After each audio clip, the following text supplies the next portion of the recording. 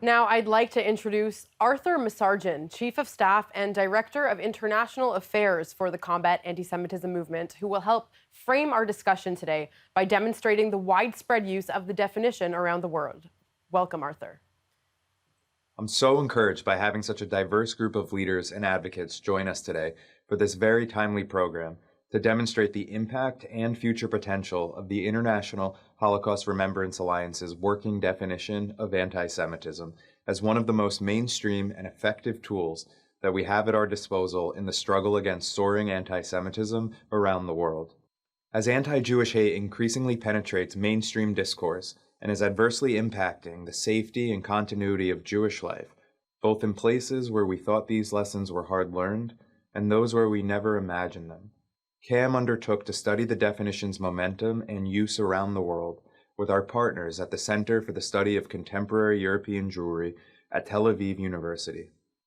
In January of this year, we released a report tracking and analyzing IHRA working definition of anti-Semitism adoptions and endorsements worldwide to both demonstrate its widespread use as the strongest tool against contemporary anti-Semitism and to encourage its adoption in more jurisdictions.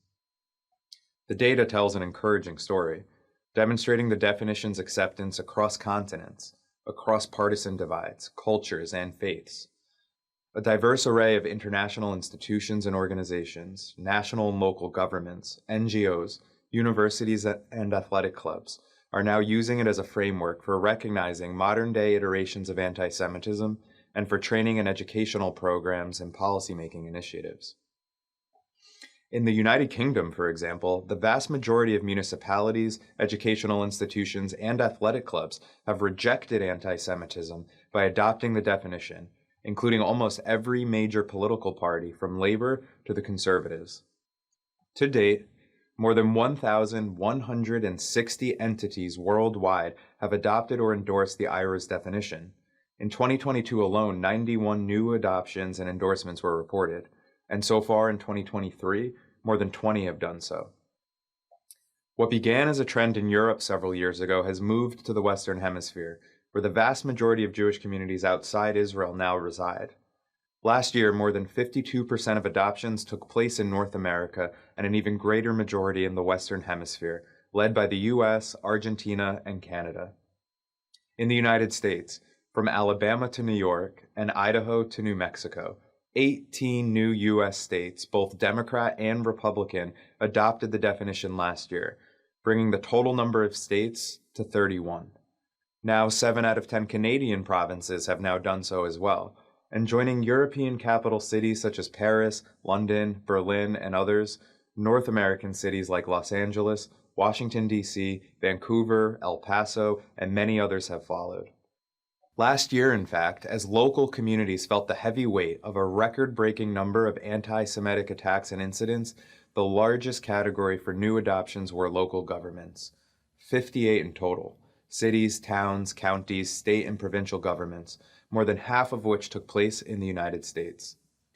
On the national level, 40 countries representing hundreds of millions of people, and including most Western democracies, have now endorsed the definition, with the Republic of Croatia as the newest nation to do so this spring. The largest and possibly most important category of adoptions has been by the more than 475 non-federal government entities who recognized how anti-Semitism threatens the cohesion of local communities.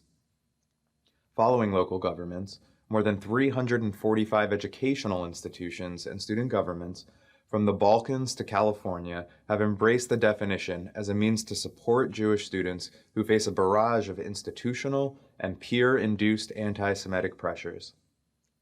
And now, more than 300 NGOs and public and private institutions, from sports clubs to faith groups and political parties of every ideological stripe, have united in supporting Jewish life by endorsing the IHRA definition and its 11 explanatory examples as a unifying measure to combat the forms of anti-Semitism most experienced by Jewish people today. While no policy framework will ever be without critics, the data shows that the IHRA working definition of anti-Semitism is the most powerful tool to recognize and ultimately beat back the lived experiences of anti-Jewish discrimination in the 21st century. There is great power in unity, from Muslim-majority nations to Christian ones, left-wing and right-wing parties, governments small and large, and other groups across society unifying around this definition, unifying in support of Jewish life everywhere. I'm hopeful that using this tool, together we can begin to imagine a future free from the destructive forces of hate. Thank you. Thank you, Arthur, for your insightful words.